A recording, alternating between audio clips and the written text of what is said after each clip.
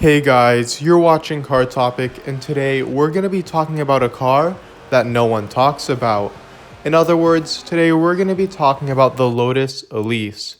Now, Lotus as a company was founded in the year 1948, but they didn't actually make cars back then. They originally modified Austin 7s for racing purposes. The first car that Lotus actually produced was the 1952 Mark IV Trials car, but this was a race car and it was not intended to be on the streets. But the very first road car by Lotus was the Lotus 7 in 1957. It was a 3-speed manual and had a top speed of only 85 miles per hour. But this car sold relatively well, and it was made until the year 1973 when the rights to this car were sold to the car manufacturer Caterham. And this car still lives on today under that manufacturer. Now, many cars were made after this time, but there would be too many to talk about for me to get through this video. But the main point that you need to understand is that they were all focused on being super light so that they didn't have to compensate with a ton of power.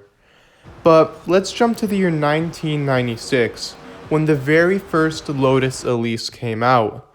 It had 118 horsepower, but it only weighed around 1,600 pounds, which led to it having a fairly fast 0 to 60 of 5.8 seconds. Now, it had less horsepower than a Miata, which had 133 horsepower at the time, but it was way faster. And they were able to do this with its incredible handling and its incredible lightness. Now, in 2001, the Elise got a complete refresh with the Series 2 Elise. It had a slightly boosted 120 horsepower and weighed about the same, but had a quicker 0 to 60 of 5.6 seconds. Now, obviously, many faster variants were made, up to 218 horsepower in the year 2008. But sadly, 2010 was the very last year that the Lotus Elise was sold in America. But these cars still live on today. On the used market, you can easily find these cars for under $30,000 in almost perfect condition.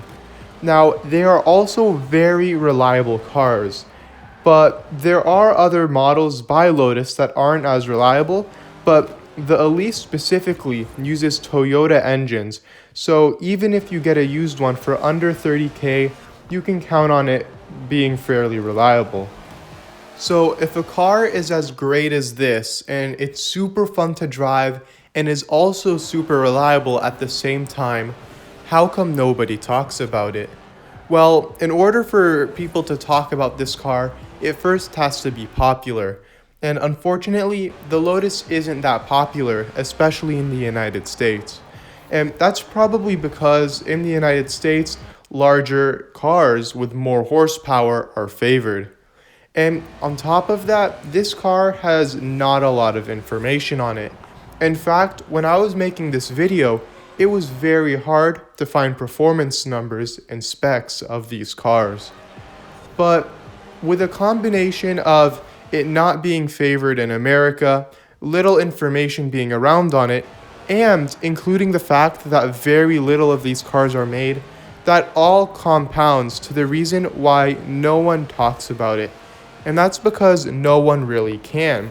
There's not enough Lotuses out there to be in a ton of YouTube videos, and there's not a lot of Lotuses out there for people to make tons of articles. And that's exactly what you need in order for a car to be super popular and have people talk about it.